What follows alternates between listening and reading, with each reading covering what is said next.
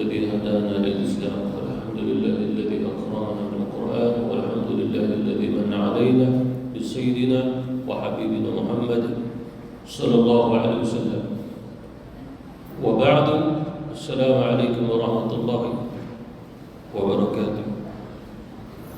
Alhamdulillah, kita bersyukur kepada Allah Subhanahu wa taala atas segala nikmat yang dikurniakan oleh Allah Subhanahu wa taala. Antara nikmat yang besar adalah kefahaman dalam Islam, sehingga apa yang disuruh oleh Allah Subhanahu wa taala kepada kita mengamalkannya seperti mana yang disuruh oleh Allah Subhanahu wa taala. Ya ayyuhalladzina amanu kutiba alaikumusshiyam, wahai orang beriman, diwajibkan atas kamu berpuasa. Lalu ayat ini dikaitkan juga dengan apa yang difirmankan oleh Allah Subhanahu wa taala, wa idza sa'alaka 'ibadi 'anni fa inni qarib ujibu da'watad da'i idza da'an فَلْيَسْتَجِيبُوا لِي وَلْيُؤْمِنُوا بِي لَعَلَّهُمْ يَرْشُدُونَ. La'allahum yarshudun maksudnya hanya orang yang telah diberi hidayah, kefahaman dengan Islam saja, yang menyahut dan melaksanakan apa yang diperintah oleh Allah Subhanahu wa taala. Apabila hamba-Ku bertanya tentang aku, maka jawab saja aku itu qarib.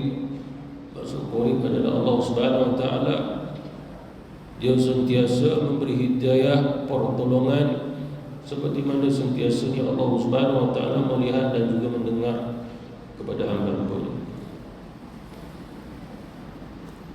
Dan Allah Subhanahu wa taala juga menyatakan, aku memustajabkan orang-orang yang berdoa kepadaku, lebih-lebih lagi orang yang menyahut seruanku. Maka oleh kerana itu, sahutilah seruan itu, semoga kamu dapat petunjuk. Maka hidayah al-Islam, kefahaman Islam, itulah nikmat yang antara nikmat yang paling agung yang ada dalam diri kita.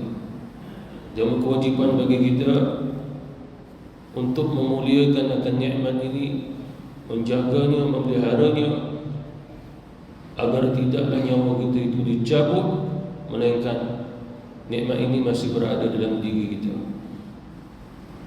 Baginda Rasulullah sallallahu alaihi wasallam dalam mewasiatkan kepada kita, tak kala mana apabila kita berada pada akhirnya Ramadan, maka Rasulullah sallallahu alaihi wasallam mewasiatkan kepada kita untuk memperbanyakkan lagi amal ibadah, khususnya pada 10 malam yang terakhir. Sehingga Nabi sallallahu alaihi wasallam orang yang pertama yang mengikat kainnya erat-erat kuat-kuat, kerana Rasulullah sallallahu alaihi wasallam akan beriktikaf. Dalam satu riwayat yang sahih, baginda Rasulullah sallallahu alaihi wasallam akan memulai iktikaf bermula pada waktu petang,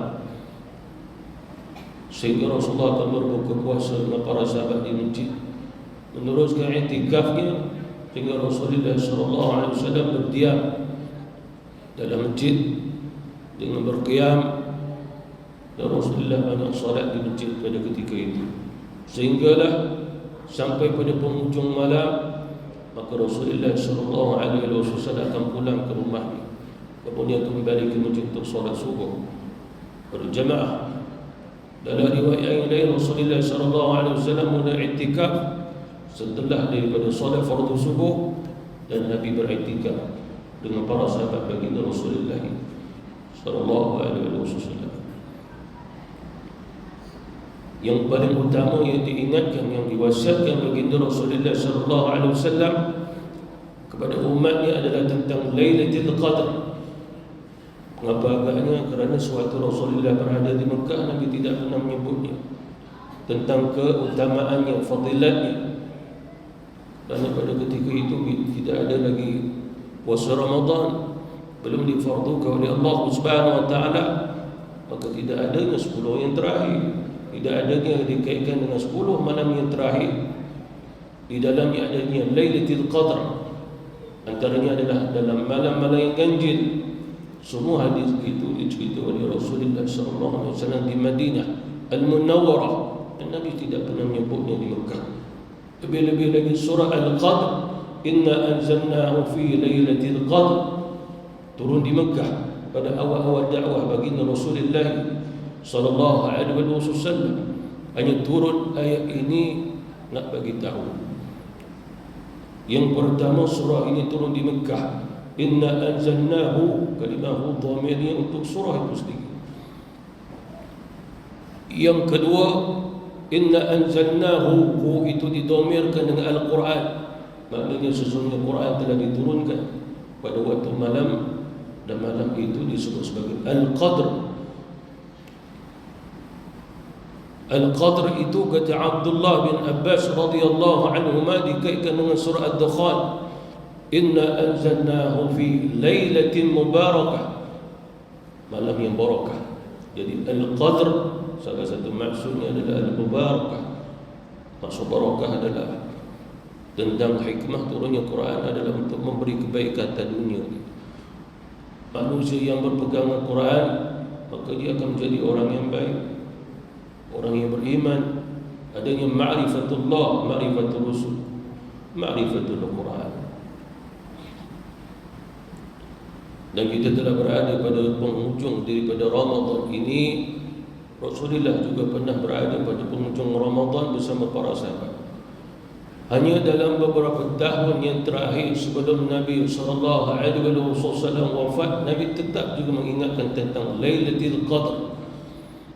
Sehingga apa yang pernah dirasai oleh Nabi, pengalaman Nabi sebelum tahun sudah, lalu Rasulullah memperingatkan kembali apabila bertemu 10 yang terakhir. Pengalaman Nabi dulu dicerita pada Ramadan yang terbaru ini, terkini. Pernah juga Rasulullah lupa tentang malam yang mana. Pernah Rasulullah SAW juga bermimpi tentang Lailatul Qadr. Pernah di antara sahabat Rasulullah juga bermimpi Lailatul Qadr. Ada di antara para sahabat yang melihat yang Lailatul Qadr seperti mana baginda Rasulullah. Ra'aitu Lailatul Qadr, aku telah melihat yang Lailatul Qadr. Dan juga Abdullah bin Mas'ud radhiyallahu anhu juga pernah berkata, ra'aitu Lailatul Qadr, aku melihat akan Lailatul Qadr. Maknanya sejak mula difardukan puasa Ramadan, sebagai ulama menyatakan Ramadan itu puasanya 5 tahun yang terakhir sebelum Rasulullah wafat. Maknanya tahun yang kelima hijrah, tahun yang kedua, 3, 4 itu puasa pada setiap bulan 3 hari wajib. Dan ayat ya ayyuhalladzina amanu kutiba alaikumus shiyam adalah puasa 3 hari pada setiap bulan wajib. Dan puasa telah disyariatkan oleh Allah pada tahun yang kedua hijrah. Turunnya syahrul Ramadan alladhi unzila fihi al-Quran, maka bahawa Rasulullah SAW berkaitan bahawa Allah memfardukan bagi kita sebulan penuh puasa dalam bulan Ramadan, dan puasa 3 hari pada setiap bulan itu maksud hanya disunatkan barang siapa yang mahu mengamalkan. Sunat saja. Pada awalnya adalah fardu, wajib, maksud. Itu kata Imam Ibn Hajar Asqalani dalam kitab Fathul Bari syarah pada Imam Al-Bukhari. Itu salah satu pada pendapat ulama kita. Yang perlu kita ketahui tentang bagaimana Rasulullah SAW menyebut kepada kita tentang Lailatul Qadr, dan bagaimana kita memahami tentang apa yang disebut oleh Rasul. Disebabkan Rasulullah apabila berbicara tentang Lailatul Qadr Nabi akan berbicara melalui kefahaman para sahabat. Para sahabat orang Arab dalam pengiraan Arabiah dia ada 2, satu yang awal, satu yang akhir. Apabila disebut 27, dia ada 2, 27 yang awal, 27 yang akhir. Itu kaedah orang Arab. Tapi orang Melayu dia tak tahu kaedah ni. Dia baca hadis Nabi sebut 27, maka mereka menyatakan malam 27. Sedangkan di situ adanya 27 yang awal, ada juga 27 yang akhir. Sebab banyak hadis dalam hadis sahih. Bahkan sampai hadis itu mutawatir dengan jumlah riwayat yang ramai di antara sahabat. Antaranya hadis sahih Muslim, kita ambil riwayat pada para sahabat Nabi. Antaranya Abdullah bin Mas'ud yang banyak pengalaman melihat Lailatul Qadar. Hampir 5 kali setiap tahun Ramadan dia melihat Lailatul Qadar. Lalu seseorang bertanya pada dia waktu itu Rasulullah telah wafat di Kufah, bagaimana kamu boleh melihat Lailatul Qadar? Dia kata bahawasanya barang siapa yang pada setiap malam dalam setahun penuh itu tidak meninggalkan qiyamul lail, pasti dia akan diberi Lailatul Qadar. Itu mengikut Abdullah bin Mas'ud. Ada hadis sahih Muslim. Lalu dia menyebut ra'aitu Lailatul Qadar, aku melihat. Apa maksudnya? Firman Allah, tanazzalul malaikatu war-ruhu fiha bi'izni rabbihim min kulli amr. Dia benar-benar melihat malaikat pada langit turun. Malaikat itu turun, tanazzalul malaikat. Lalu dia melihat seperti mana baginda Rasulullah juga, Nabi mendapat Lailatul Qadar bukan sekadar malam itu, memang malam Lailatul Qadar Nabi melihat malaikat itu turun. Gitu. Kita tidak sampai demikian. Kita hanya merasai dengan isyarat dan tanda-tanda, seperti mana sebagian sahabat ada juga kami mengetahui Lailatul Qadar melalui tanda-tandanya sahaja. Melihat dengan 2 mata turun malaikat, kami tak dapat itu. Abdullah bin Mas'ud dia dapat. Seperti mana Rasulullah SAW. Itu karamah bagi Abdullah bin Mas'ud. Hadis sahih Muslim. Dalam hadis sahih yang lain Rasulullah kata, carilah Lailatul Qadar pada malam yang ke-27. Hadis ini umum. Pengiraan orang Arab 27 akan jadi awal, 27 akan jadi akhir, kerana Nabi tak sebut yang akhir. Kaedahnya adalah 10 yang terakhir mesti ada 10 hari. Dan 10 hari itu bermula malam 21. Jangan dikira malam 20. Kalau dikira malam 20, maka akan berbagi 11 hari. Maknanya bukan berbagi, maka semua ada 11 hari. Lalu perlu dikira bermula malam 21. Itu yang ada hadis Rasulullah. Nabi kata carilah Lailatul Qadar malam ganjil. Di sudut Arabiah Nabi tidak mengkaitkan carilah pada malam-malam ganjil, tapi bermula ganjil, iaitulah malam 21. Itu kaedah. Lalu dengan hadis Rasulullah, Nabi tidak menyebut awal atau akhir, maka pengiraannya awal adalah pada malam 23. Dikira 21, 22, 23. Itu ada 3 hari, maka berbagi itu 2 hari. Maka itu yang dikaitkan oleh Rasulullah yang 27 tadi. Mana malam 23 Lailatul Qadar. Hadis yang pertama dengan hadis Rasulullah dari Abdullah bin Mas'ud itu riwayat sahabat. Yang kedua kata Rasulullah sallallahu alaihi wasallam, Nabi sendiri menyebut awal akhir. Nabi mengkaitkan dengan sahabat, mimpi sahabat. Isyarat, mimpi adalah isyarat. Ada di antara para sahabat Rasulullah bukan seorang tapi satu jumlah yang ramai bermimpi Lailatul Qadar malam itu. Sama ada mereka dah beramal ataupun belum, malam itu mereka tidur, mereka mimpi Lailatul Qadar.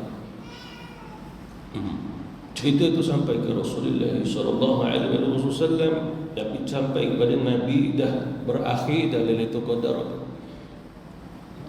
Berakhir maksudnya adalah yakni dah selesai 23 itu. Disebabkan para sahabat bermimpi 27 yang awal. Maka bila 27 yang awal, bahawasanya Lailatul Qadar itu malam 23 selesai. Tapi Rasulullah menyatakan cari 27 yang akhir, maka malam 27 itu kawan. Mana apa maksudnya di sini? Maknanya para sahabat bermimpi pada malam 23, tapi Nabi menakwilkan dia akan berlaku pada malam 27. Kerana mimpi itu bukan menunjukkan benar-benar berlaku pada malam mimpinya sahabat. Rasulullah menakwilkan malam 27. Kaedahnya begitu. Dan ada sahih yang lain, sahih Muslim, Nabi menyatakan carilah Lailatul Qadar pada malam yang ke-29, malam yang ke-27 ataupun malam yang ke-25. Ada 2 maksud. Yang pertama, Rasulullah SAW mengira, Nabi tidak bermula dengan mengira 25, 27, 29. Mana jumlah yang lebih kecil itu. Tapi Rasulullah mengira jumlah yang lebih besar. 29, lepas itu turun 27, kemudian 25. Lalu di sini ulama melihat pada kaedah Rasulullah mengira dan kaedah Arabiah. Bila pergi pada kaedah Arabiah, maka Rasulullah menyatakan 29 itu kalau pada awalnya cari pada malam 21, 27, 23, 25, maka malam 25. Makna 21, 23, 25 qawaid itu kaedah. Sebagai ulama menyatakan bahawasanya ambil pada zahir maksud, maknanya dah malam 25, 27, 29. Di sini kita ambil pada kesimpulan seluruh pada hadis. Maksudnya adalah Lailatul Qadar itu akan berlaku pada 21, 23, 25, 27, 29 atas hadis Rasulullah sallallahu alaihi wasallam. Itu kaedah, itu pada kaedah.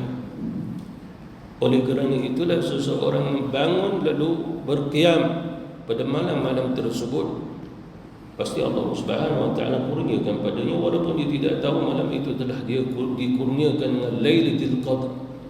Mengapa agaknya Allah Subhanahu wa taala tak bagi dia rasa?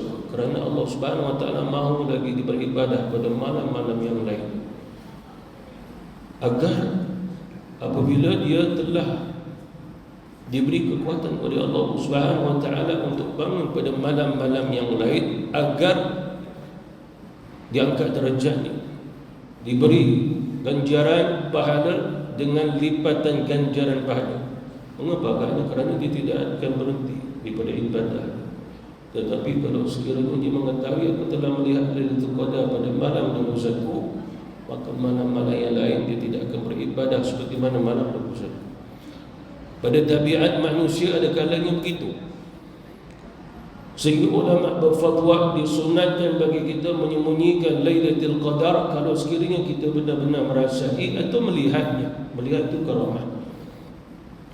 Apa maksudnya? Kalau orang bertanya kepada kita, lalu kita tidak perlu menjawab, sedangkan mungkin kita itu diberi keistimewaan oleh Allah melihat Lailatul Qadar pada malam yang ke-23, maka tidak perlu jawab padanya, saya telah melihat Lailatul Qadar 23. Alamak, terlepas saya, malam tu saya tidur. Lalu dia tidak mencari lagi, lalu dia share Lailatul Qadar, kawan kita dapat malam 23 dah. Dia kata dia tengok sungguh malaikat yang turun. Tengok juga waktu malaikat turun, subuhnya di mana? Kalau subuh di rumah, bukan malaikat yang turun. Tapi kalau subuh di masjid juga, benarlah dia melihatnya. Disebabkan apa? Disebabkan seseorang yang mendapat Lailatul Qadar mengikut para sahabat tidak akan meninggalkan solat subuh berjamaah. Itu. Kalau dia kata malam tu saya dapat Lailatul Qadar di mana? Di dalam rumah saya lah. Subuhnya itu tidak mahu berminat untuk berjamaah. Mana malam tu bukan Lailatul Qadar, dia rasa saja. Hakikat tidak berlaku demikian. Kerana apa? Para sahabat nyatakan Lailatul Qadar itu sehingga menghimpunkan kami seluruh di antara sahabat untuk solat berjamaah dengan baginda Rasulullah, kerana kami mahu jawapan daripada Nabi tentang Lailatul Qadar. Nabi akan bagi tahu.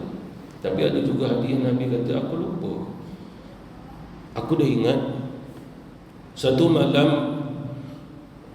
ahli keluarga aku membangunkan aku, dah aku ingat malam tu Lailatul Qadar. Ini cerita yang dah berapa hari lepas. Kemudian aku bangun, aku nak bagi tahu kepada kamu, sebab Rasulullah bangun untuk istighfar ke masjid. Maka para sahabat ramai di masjid, tapi Nabi lupa. Waktu Nabi nak pergi masjid, Nabi tidak berada di rumah Aisyah malam tu. Jadi rumah isteri lain tu jauh. Nabi nak pergi masjid, ada dua orang duk tak tahu gaduh macam mana tak. Nabi selesaikan. Sampai ke masjid, Nabi tak cerita. Nabi solat berjamaah, zikrullah, Nabi pun balik. Nabi tak cerita. Nabi kata, aku lupa nak cerita kepada kamu. Tapi dia dah berlaku beberapa hari. Sebagai ulama kata dah berlaku habis Ramadan. Cuma Nabi kata, cari je lah malam yang ganjil tu. Selesai. Nabi kata malam yang ganjil. Tapi ada di antara sahabat Rasulullah sallallahu alaihi wasallam menyatakan, kalau ikut pada kisah Nabi, dengan apa yang kurasai, kemungkinan berlaku pada malam 27, kata dia. Itu dalam Sahih Muslim juga. Malam 27 malam ini. Bahkan sebagai ulama menyatakan bahawasanya puncak bagi Lailatul Qadar mengikut riwayat hadis yang kuat yang sahih malam 27. Walaupun begitu dalam riwayat Imam Ahmad, Rasulullah menyatakan barang siapa di antara kamu tidak dapat berqiyam pada malam-malam yang ganjil pada 10 yang terakhir, paling kurang carilah malam terakhir, kata Rasul. Malam terakhir ini boleh jadi ganjil, boleh jadi genap. Kalau sekiranya kita tak raya lagi besok, makna selesaikan 30 hari. 30 hari itulah Lailatul Qadar ikut Nabi, hadis Imam Ahmad. Kalau berakhir 29 Ramadan sahaja, maka malam yang terakhir itu 29, tidak sampai 30. Disebabkan bulan telah kelihatan, dah berakhir dah. Mana tak ada lagi nya kita nak tarawih besok malam macam tahun lepas. Jadi maksud apa di sini? Rasulullah menyatakan jangan sampai kamu tak dapat mencari Lailatul Qadar pada malam yang terakhir. Umum hadis ini malam terakhir 29 atau 30. 30 itu adalah genap. Dalam kajian hadis kata ulama, kalau dilihat pada riwayat hadis Rasul, sahabat, dua riwayat ini, maka didapati bahawasanya Lailatul Qadar itu tidak dikhususkan hanya pada malam yang ganjil, tapi dia berlaku juga pada malam yang ke-22, 24, 26 sampai ke malam yang ke-30. Bahkan ada sebagai ulama-ulama kita mengira bahawasanya pengiraan di Saudi Arabia ada kalanya dikira daripada bahagian belakang dulu dikira. Bahkan sebagai ulama mengira Lailatul Qadar mengikut selesainya Ramadan tahun tu berapa hari. Kalau 30 hari maka Lailatul Qadarnya adalah genap. Kalau berakhir 29 maka Lailatul Qadarnya adalah ganjil. Ada sebagai ulama juga berpendapat kalau sekiranya berakhir 30 hari Lailatul Qadarnya ganjil. Kalau sekiranya 29 Lailatul Qadarnya adalah genap.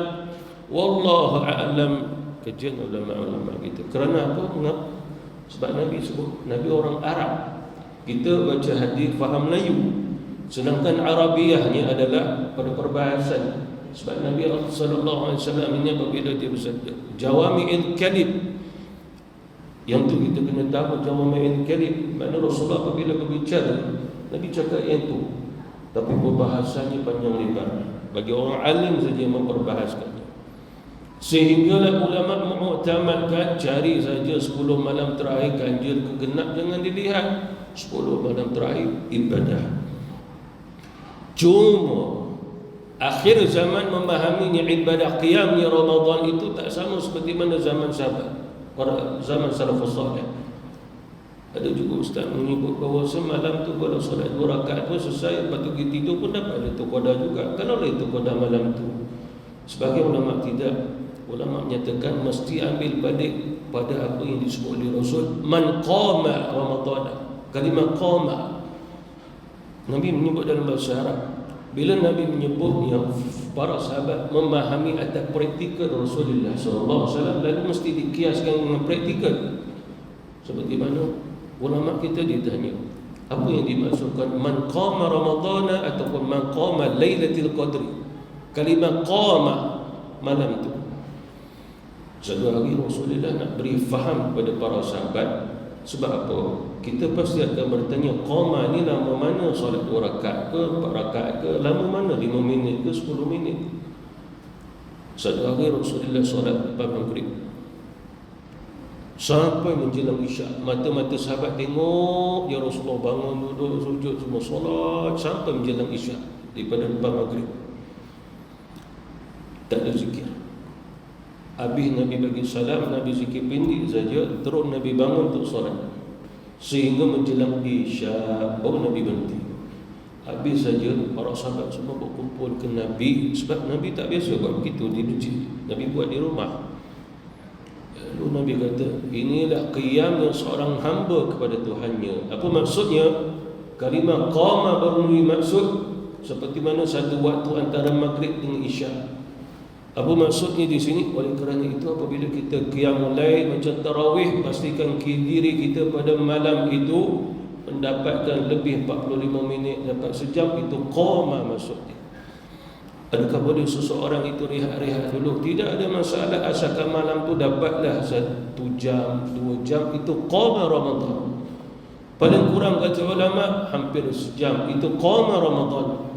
Tapi kalau kita beribadah malam tu 10 minit dah susah, kita pun balik, kita pun tengok TV, tengok itu, tengok ini, lepas tu tidur, tunggu sahur. Itu belum lagi qama Ramadan. Itu maksudnya. Itu pasal ada orang cerita 2 rakaat malam tu pun okey dah. Tidak, qama maknanya seperti mana kalau solat lepas maghrib sampai ke isyak, kita boleh kira hampir sejam tu. Itu satu waktu. Jadi dikiaskan dengan ini, sebab Nabi kata kalau kamu nak tahu apa maksud qama, maksudnya qiyamul abdu, seorang yang berqiyam pada Allah subhanahu, hamba yang berqiyam pada Rabbahu, pada Allah Subhanahu wa taala Tuhannya, macam aku buat ini.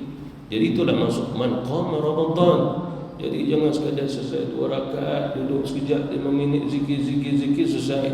Tidak, mesti ada maksud kat situ. Itu maksud man qama, sebab Rasulullah sallallahu alaihi wasallam mengamalkannya, para sahabat mempraktikkannya. Maksudnya ada waktu sehingga dirasai sesuatu pada diri kita, itulah maksud qama. Apa maksudnya? Bila berdiri terasa lengkung sana, kadang-kadang rasa sakit pada lutut, pinggul pun terasa sesuatu, pinggang pun terasa, kadang-kadang rasa penatnya, kalau kipas tak berpusing, aircon tak jalan, berpeluh, itu qama. Mesti terasa. Kalau Rasulullah SAW apabila Nabi salat yang malam, kemuliaan Nabi bengkak kaki dia, para sahabat pun tak mampu nak buat begitu. Apa maksudnya? Itu yang difahami qama. Jadi oleh kerana itu, apabila seseorang nak dapat fadilah man qama Ramadan imanan wa ihtisaban ghufira lahu ma taqaddama min dhanbi, mesti ada masa. Ambil masa. Jangan dia tengok aku target setengah jam patut aku balik. Dia belum lagi qama, tapi dia telah beribadah sunnah, cuma tak masuk pada man qama Ramadana ataupun man qama Lailatul Qadri, belum masuk. Kerana apa? Kerana itulah Rasulullah kata, kalau kamu nak man qama Ramadan, kamu mesti ada imanan wa ihtisaban, kamu mesti ada pengharapan. Pengharapan di sini menunjukkan bahawa setiap ibadah kamu akan rasa berat, rasa susah, rasa lama. Kamu kena buat demikian. Itu pasal pada zamannya zaman Abu Bakar Siddiq, dia tengok para sahabat solat malam, tengok sama macam zaman Rasulullah, lalu dia tak ubah. Sebiji Rasulullah dah wafat, tetap juga mereka merasai Ramadan, malam-malam Ramadan. Lalu Abu Bakar Siddiq tengok sahabat, qiyamlah mereka di masjid, seorang-seorang, tak ada jamaah, lama berdiri. Ini zaman Nabi punya, dia tak ubah. Wafatnya Abu Bakar, naiknya Sayyidina Umar jadi khalifah, kemudian masuk Ramadan. Waktu itu sahabat Rasulullah pun banyak yang dah pindah. Ada yang pergi ke Kufah macam Sayyidina Ali, Abdullah bin Mas'ud, ada ke Jordan, ada ke Mesir, Amr al-As, ada sampai Cina pun ada, Sa'd bin Abi Waqqas. Maka para sahabat banyak bertibaran. Jadi tinggal di Madinah tu kadang-kadang anak para sahabat yang tak pernah belajar ataupun lihat Nabi, bukan sahabat, tabi'in. Lalu mereka menghadapi Ramadan. Sayyidina Umar pun tengok yang masih kekal qiyam macam zaman Nabi, para sahabat yang tinggal walaupun tua-tua. Lalu orang yang tak pernah duduk sezaman Nabi tak nampak qiyam, maksudnya ada di masjid selesai sikit, lepas tu balik dah. Esok Umar pun tengok lagi, pun sama, yang tinggal para sahabat yang tua-tua. Lalu Sayyidina Umar nak buat perubahan. Dia mensyarah dulu dengan para sahabat yang masih hidup. Setuju. Apa setujunya? Nak buat jamaah. Waktu itu di Madinah ada Tamim Ad-Dari, Zaid bin Thabit, Ubay bin Ka'ab. Ini semua adalah ahlul Quran. Lalu Sayyidina Umar kata Ubay bin Ka'ab, wahai Ubay, malam ni jadi imam untuk kami solat, buat macam zaman Nabi. Lalu orang pun ikut. Bila ikut penat. Mengapa? Lama tingginya. Berapa rakaat tak ditentukan rakaat lagi. Orang terasa lama. Yang rasa ni siapa? Yang bukan sahabat. Sahabat dah biasa. Daripada zaman Nabi dah biasa dah. Kan berbeza kat situ. Lalu Sayyidina Umar pun tengok gitu, kasihan. Orang ni tak kuat lah, orang lepas tu. Yang kuat sahabat tu.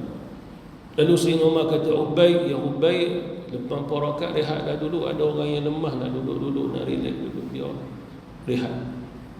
Solat 4 rakaat kemudian rehat lagi. Akhirnya diisytiharkan at-tarawih. At-tarawih maksudnya mempunyai beberapa istirahat.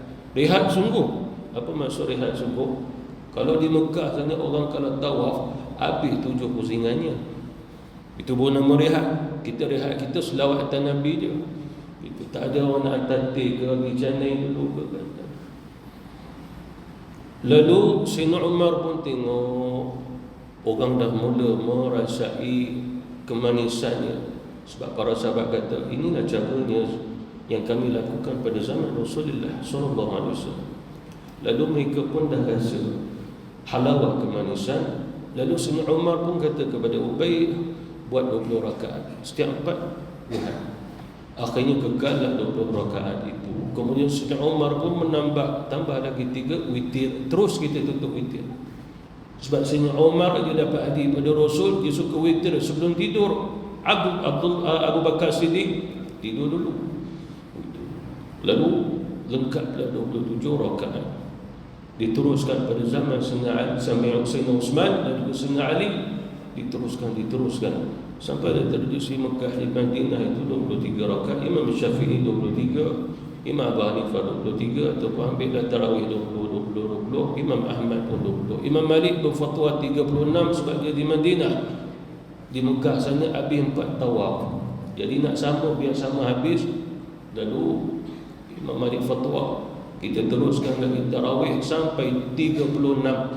Habis ni 36, Mekah habis 20. Itu tidak ada masalah. Apa maksudnya di sini? Itulah maksudnya yang berlaku. Lalu apa yang kita lakukan hanya bahagian kecil daripada qiyamul lail saja. Tidak sama seperti mana pada zaman sahabat Rasulullah SAW. Sebab ada sahabat ceritalah pengalamannya kepada orang yang tak pernah jumpa Nabi, belajar dengan Nabi. Saya ada pengalaman, dia kata. Satu hari solat malam dengan Nabi. Nabi tak suruh, tapi boleh nak makmumkan Nabi. Nabi pun solat dia. Di mana? Di masjid. Lalu kami pun solat belakang Nabi. Makin tambah seorang demi seorang jadi makmum.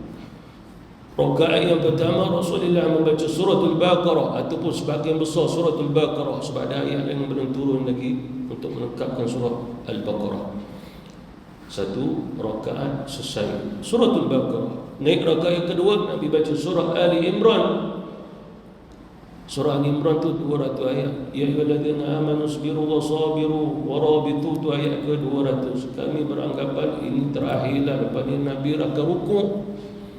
Habis saja Nabi baca ayat yang terakhir, Nabi pun meneruskan, ya ayyuhan nas sumbudu rabbakum, ya ayyuhan nas, mana permulaan daripada surahnya An-Nisa.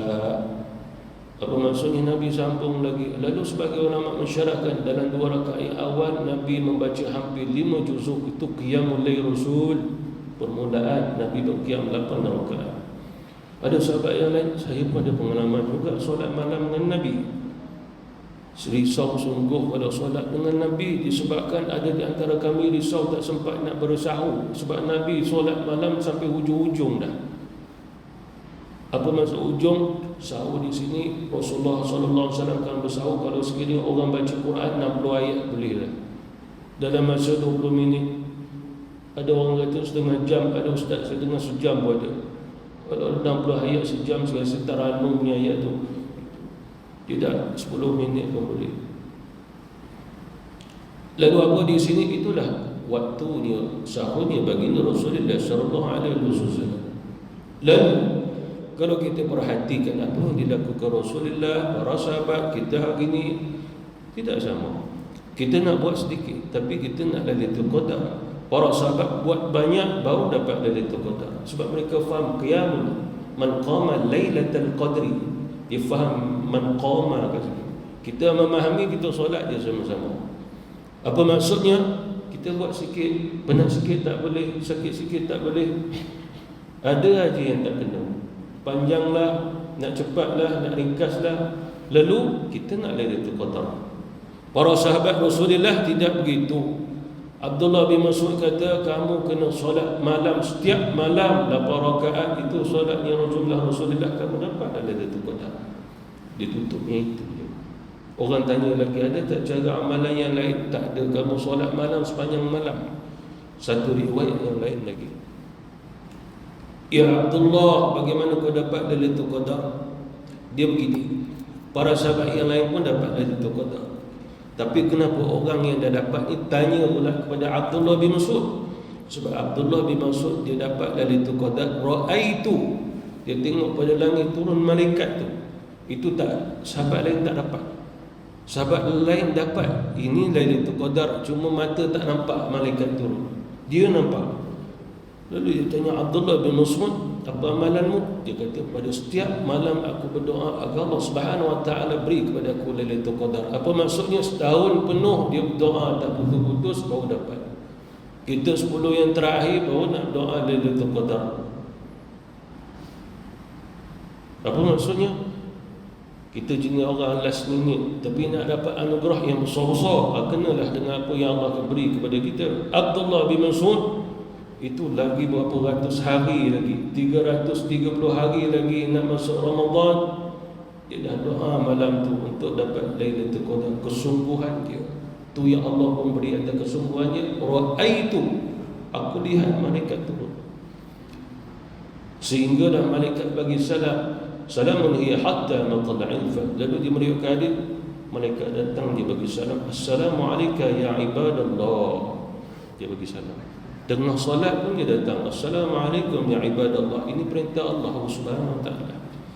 Apa maksudnya? Kita lihat kesungguhannya dia, sehingga itu yang diberi oleh Allah kepada dia. Lalu ini menjadi iktibar buat kita. Kalau kesungguhan kita 10 yang terakhir, kita akan dapat Lailatul Qadar, tapi tentu tak sama macam Abdullah bin Mas'ud, tak dapat. Bahkan mungkin kita pun tak tahu dapat ke tidak, tapi dah habis, dah selesai dah kita buat 10 malam terakhir, moga-moga dapatlah. Ya, moga-moga dapatlah. Tapi kita akan dapat dengan setimpal dengan apa yang kita buat. Sekadar itu. Berbeza dengan zaman yang terdahulu, zaman para sahabat Rasulullah, zaman para salafus salih.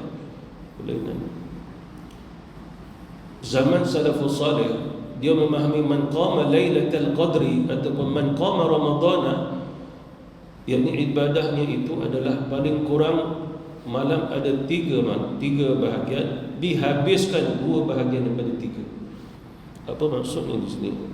Maksudnya adalah kalau sekiranya malam itu jumlahnya lebih kurang 9 jam, maka 6 jam saja ibadah. Difahami begitu. Kita tak mampu nak buat begitu. Macam Imam Syafi'i, bagi dia faham man qama Ramadan imanan adalah sepanjang malam. Sehingga Imam Syafi'i dia buat apa? Malam Ramadan dia baca Quran dalam solat habis 30 juzuk. Sehingga dia mengkhatamkan Quran 60 kali. Siang 1 kali, malam 1 kali. Mana 60 kali? Masa 1 hari 2 kali dia khatam. Dan ini juga diamalkan oleh Imam Abu Hanifah dan imam-imam para salafus salih, dan juga orang yang terdahulu di kalangan para salafus salih. Termasuk juga di antara sahabat Nabi, Sayyidina Utsman buat yang sama, Tamim Ad-Dari buat yang sama. Itu ada rujukan daripada sahabat Rasulullah sallallahu alaihi wasallam. Kita tak mampu. Bahkan ada sahabat kita di Indonesia itu dalam beberapa jam mereka baca Quran daripada lepas Isyak. Jadi adanya imam sampai pukul 3 baru selesai, dan mereka membaca habis 30 juzuk Quran. Apa maksudnya? Sangat jauh dengan ibadah kita. Lalu kalau dapat Lailatul Qadar, betul, tapi mereka mendapatnya dengan Lailatul Qadar dengan pahala yang sungguh luar biasa. Tak sama dengan kita ni. Apa maksudnya? Ya, kita mengharapkan pengharapan yang besar tu yang Nabi sebut. Kita selamat atas wahtisabat, selamat kat situ. Mengapa agaknya? Amalan sikit, cakap banyak, kritik pun banyak. Itu tak mau, ini tak mau, nak ringkas-ringkas. Tapi wahtisaban kita nak dapat Lailatul Qadar. Itu yang Nabi selamatkan kita. Wahtisaban maknanya atas kamu yang kamu mampu daripada kamu tak buat langsung, itu wahtisaban. Apa maksudnya? Qawaid fiqhiyah juga menyelamatkan kita. Kalau tak mampu nak buat 20, buatlah sekadar mampu. Berapa yang mampu? 8 biasanya. Buatlah. Daripada tak buat langsung, tapi saya 8 pun tak mampu, buatlah 2 daripada tak buat langsung. Besok kita tengok dia berlari ni atas bukit, jogging, kuat dia, tapi solat 2 rakaat dia. Baca panjang sikit mula panjangnya imam gitu. Sebab dia tak biasa. Dibicarakan panjanglah, lalu kita ambil panjang dia tu, lalu kita pun ringkaskan. Hilang dah sebahagian sunnah kat situ. Hilang dah. Disebabkan lidah-lidah orang yang begitu. Padahal pada Ramadan tu khusus, dia bukan umum. Umum ni maksudnya hadis Rasulullah SAW solat fardu. Solat fardu imam ringkas-ringkaskan. Kalau ada orang tu gitu. Tapi bila dia Ramadan, dia tidak begitu. Sebab apa? Solat boleh duduk. Walaupun orang itu kuat, tapi dah lama diri dia boleh duduk. Solat fardu tak boleh begitu, sehingga dia uzur dulu. Dia sakit, tergolek dia, baru duduk. Berlainan. Jadi solat Ramadan ini ataupun solat yang qiyam pada Ramadan tak boleh disamakan dengan solat fardu. Hadis itu adalah solat fardu, jangan lama-lama tu. Solat sunat disunatkan lama-lama. Itulah sunnahnya Rasulullah dan juga para sahabat, tapi telah dibuang oleh lidah-lidah orang akhir zaman. Sebab mereka, kita nak buat bagaimana? Sebab kita pun guna qawaid fiqhiyah, tapi qawaid fiqhiyah tu sebenarnya hadis tu solat fardu, bukan tu solat sunat. Kalau solat sunat, nescaya di Masjidil Haram pun mungkin malam tu pun buat 8, lepas tu pindik-pindik rakaat kedua baca qul huwallah je, macam sebagai masjid di kampung tu. Sebab apa? Jadi susah nak bagi orang senang, pindik-pindik je. Tidak kan? Bahkan sana pun khatam Quran, masjid wilayah khatam Quran, masjid negara khatam Quran. Berapa masjid budak-budak lah jadi imam khatam Quran. Masjid kita dah tak boleh dah. Ada orang repot, akhirnya keluar fatwa tak boleh baca banyak-banyak. Nak buat macam mana? Jadi oleh kerana itulah keadaan kita akhir zaman. Itu dia, tapi jangan libatkan kita. Apa maksudnya? Dia, tapi kita jangan sampai ada perangai gitu. Kita mesti menqama, betul-betul sungguh-sungguh di hadapan Allah Subhanahu Wa Taala, berdiri sungguh-sungguh. Jadi dia tak mau, dia sudah. Seperti mana sebagai orang, kita buat 20 contoh gitu, lepas tu 8 balik. Puluh dia kata Nabi pun buat 8. Bid'ah ni kata. Maka Imam Masjidil Haram buat bid'ah, dia pun buat 20 juga. Lalu kita tak boleh indahkan, biarkan kata-kata dia. Mengapa agaknya? Sebab apabila dia balik, kita masih bersama Allah Subhanahu Wa Taala. Dia telah berpisah dengan Allah Subhanahu Wa Taala. Apa nak terkesan? Tapi ada masjid, dia terkesan buat 8, sebab Nabi buat 8. Akhirnya tahun kemudiannya masjid tu buat 8 juga. Sebab terkesan dengan lidah orang-orang macam ni. Terkesan. Ni pula pengusi pun memang macam tu juga. Jadi kita buat 8 juga. Bila buat 8, suruh bacanya pendek-pendek. Akhirnya setengah jam saja qiyam yang Ramadan tu. Lepas tu terus morih. Morihnya nak sejam gitu. Dah buka puasa pun berapa lama. Sebab morih sedap sangat, lama di situ. Solatnya setengah jam. Lalu dia dah lari manqama, tapi nak Lailatul Qadar, nak itu, nak ini. Tapi begitulah keadaannya. Jadi oleh kerana itu, kalau kita benar-benar dah dapat dah Lailatul Qadar itu, kita mesti ada keupayaan yang besar. Memang terasa benar, memang terasa sakit. Sebab Nabi kata kamu kena ibarat macam memburu. Macam memburu Lailatul Qadar tu, macam ibarat memburu. Kau memburu haiwan di laut, memburu haiwan di darat. Maka para sahabat pun ada juga yang memburu haiwan-haiwan di laut tu. Maka mereka cerita, burunya ikan di laut bukannya senang. Kadang-kadang nak hilang nyawa, kadang-kadang nak lemas, susah. Lalu begitu juga kalau kita nak burunya Lailatul Qadar, kalau kita nak senang, dia nak relax, dia macam mana Allah Subhanahu Wa Taala nak bagi demikian. Sebab apa? Wahtisabat itulah maksud. Wahtisabat itulah maksud. Kamu kena usaha sungguh-sungguh lah. Itulah maksud wahtisabat. Kalau sekiranya tak mau nak senang saja, nak relax, tak tahu maksud wahtisabat. Dia tak termasuk. Jadi fahami hadis Rasulullah melalui kaedahnya. Jangan difahami dengan zahir begitu, baca terjemahan begitu-begitu. Kadang-kadang di radio pun ajar kita mudah-mudah ya. Padahal sebenarnya tidak semudah itu. Kena buat sesuatu. Kena rasa jerit payah dia, kena rasa sampai berpeluh-peluh gitu, sampai rasa susah. Kan dulu kita solat, kipas besar macam ni tak ada, aircon pun tak ada. Yang ada pun kipas diri semua kat depan. Itu yang ramai sah pertama. Yang lain semua berpeluh sampai gatal kepala. Terasa. Tapi dulu-dulu yang saya ingat, walaupun buat gitu, satu hari, satu malam, satu juzuk imam baca. Saya ada pengalaman macam tu. Satu juzuk dia baca. Walaupun keadaan berpeluh-peluh, tak selesai, tak selesa, tapi dapat yang tu. Bila dah selesai pula dah jadi pendek tu. Dah selesa, dah ada aircon, dah ada kipas, pendek lah jadinya. Waktu tak selesa dulu panjang. Itu dah berubah dah. Mungkin satu hari nanti solat kita ni agaknya tak jadi dah 28 pun tidak, mungkin 2 aja.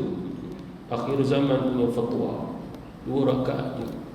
Morih dia tu yang lama tu, solat 2 je 5 minit, morih tu 50 minit. Maka itulah qiyamul lail akhir zaman. Dia tidak mustahil sebab dia dah berlaku sikit-sikit pada waktu sekarang ini. Semoga Allah Subhanahu wa taala kurniakan kepada kita Lailatul Qadar. Sebagai ulama menyatakan puncak Lailatul Qadar malam yang ke-27. Maka malam inilah satu malam yang mana mungkin kita guna dalam semua malam dalam setahun. Ambillah satu malam ini agar kita sepanjang malam beribadah kepada Allah Subhanahu wa taala. Maksud sepanjang malam adalah pengkhususan. Lepas maghrib jangan tidur, lepas isyak jangan tidur, jangan tidur sampailah kita sahur. Itu maksud sepanjang malam. Sebab banyak ulama memilih malam 27, bahkan dalam mazhab Syafi'i pun dipilih malam 27. Kita malam ni muncul kita bukan 27 tu dah lepas malam ni, maka bersungguh-sungguhlah kita menghadap Allah Subhanahu wa taala. Kita tidak bersungguh-sungguh menghadap diri kita dengan ibadah, bersungguh-sungguh menghadap Allah dengan ibadah. Itu kaedahnya. Billahi taufiq wal hidayah. Wassalamualaikum warahmatullahi taala wabarakatuh. اللهم اجعلنا ممن يقوم ليلة القدر إيمانا واحتسابا. اللهم اجعلنا ممن يصوم رمضان إيمانا واحتسابا. اللهم اجعلنا ممن يقوم رمضان إيمانا واحتسابا. اللهم اجعلنا من المقبولين في هذا الشهر الكريم وارزقنا ليلة القدر. اللهم لا تحرمنا ليلة القدر في هذا السنة وفي هذا الليل برحمتك يا أرحم الراحمين. والحمد لله رب العالمين. آمين.